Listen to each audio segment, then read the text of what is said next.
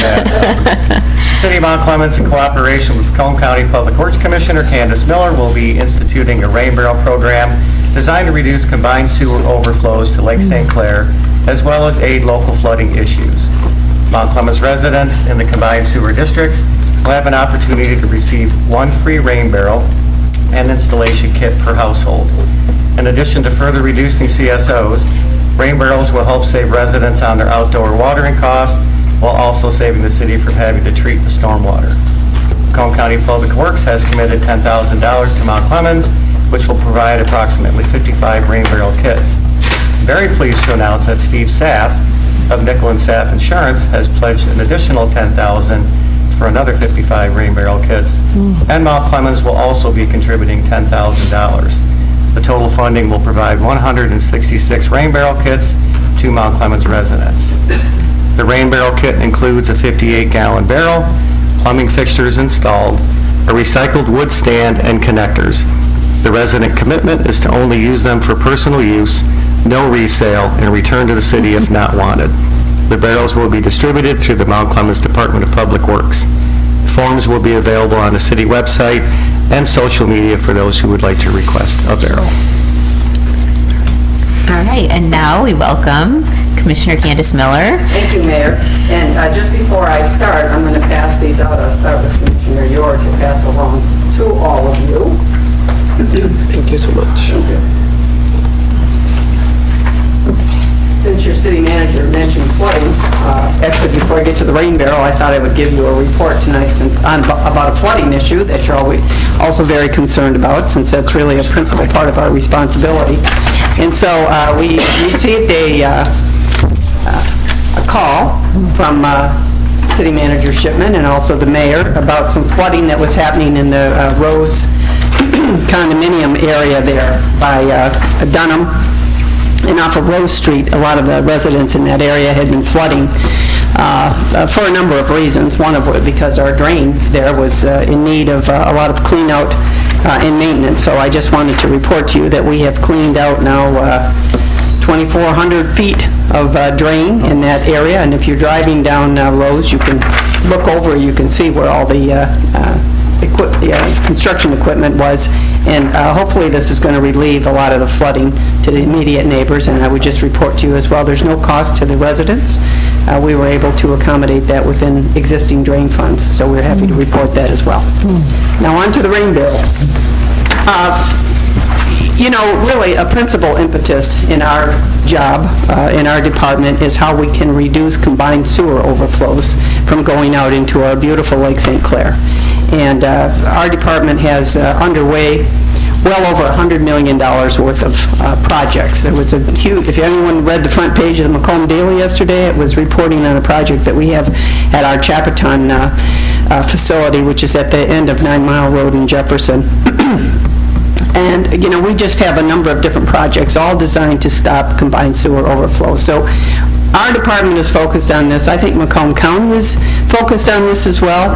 I don't think you can run into anybody, whether you live in Mount Clemens or Clinton Township or anywhere in Macomb County, that doesn't recognize the significance of Lake St. Clair and how important it is for all of us to do everything that we can. So, you know, those are some huge projects that we have going on, and they're going to make a significant impact. In fact, by the end of this year, we expect that our Chapaton retention basin, which is our largest one, to have reduced in the last 8 years since I've been there, reduced the CSOs close to 80%.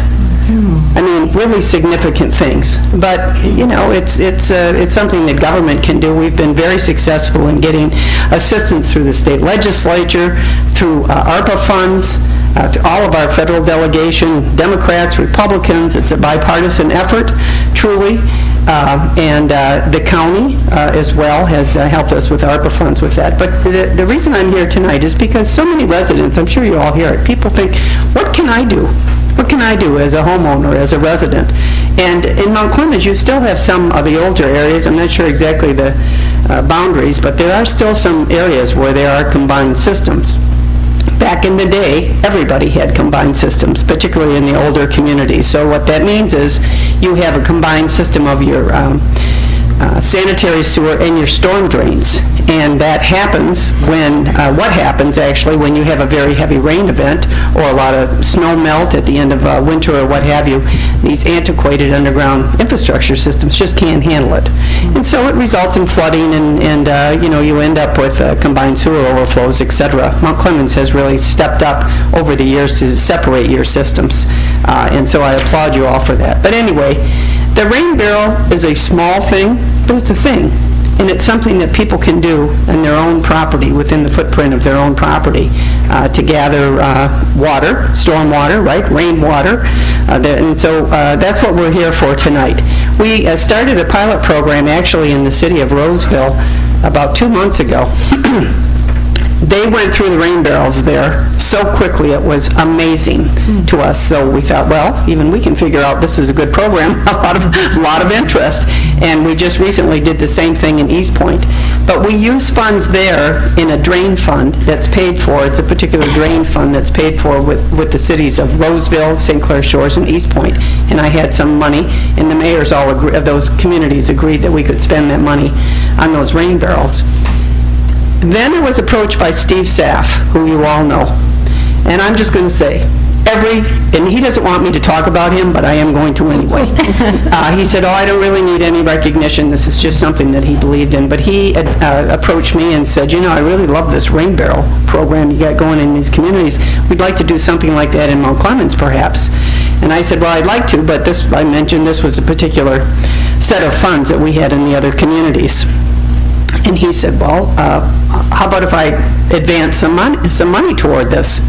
And I'm standing on the street corner talking to him. I said, well, how much would you be willing to put in? And he said, how about if I wrote a check for $10,000? So I'll just tell you, this city, I don't have to tell all of you, has some remarkable people in it. Yes, indeed. Committed to this town, to the residents, and wanting to do things for the city, for their, as I say, for the residents, for our environment. And so I said, well, if you'll do that, I'll find $10,000 within our funds. And so we're going to, Public Works has $10,000 to commit as well through the what we call our administrative fund. And then I called the mayor, and she said, well, if that's all happening, we're going to try to find $10,000 from the city as well. And so what a great partnership, I think, right? And so this really, as the city manager had mentioned, will buy us 166 rain barrels at the current price of these rain barrels, complete kits. And they will be distributed through your Department of Public Works. These rain barrels were originally olive barrels. And so, they're not ending up in a recycling bin, for one thing, right? We're going to reuse them. And that's why they have some Greek writing in the back. I was at first going, what is this? But that's what it is. And then we've developed a little sticker that we put on the front, protecting Lake St. Clair, and it has our logo, the county logo, and it has the Mount Clemens, City of Mount Clemens logo. And then there's a little stand that comes with it, the wood stand, which is all recycled wood as well, so all of those things. But the last thing I would say about this, my assistant lives in the city of Sterling Heights. She has 3 small children under the age of 5, and she has a rain barrel. And these little kids are always going, they have to go to the rain barrel and water their garden and water their plants and everything. And I just think this is a way to educate the next generation, right, of how things that they can do and how important it is for all of them to think about our environment, protecting the lake, et cetera. So this is going to help us keep more combined sewer overflows out of our magnificent Lake St. Clair, but it also is a way for residents to save money on their water bill, right? Their water and sewer bill as well. So that's our proposal, and I'm sure you have to have a particular motion, but if there's any questions or comments about the rain barrel program or anything else that's happening in our department, I'm available. Very good. Does anybody have any questions or comments for Commissioner Miller? I'm sure you have comments. Will we administer it, or will your department administer it? DPW. And is it first come, first serve? Yes. And it's only for residents who are on the combined sewer system, in those areas, which it is designated on the website. Oh, okay. So Yeah, we've got an interactive, when we post this, there'll be an interactive map so people can click on and see if they're in the CSO district. Very cool. We've got about 2,211 people in the CSO district, so hoping it won't be hard to distribute these.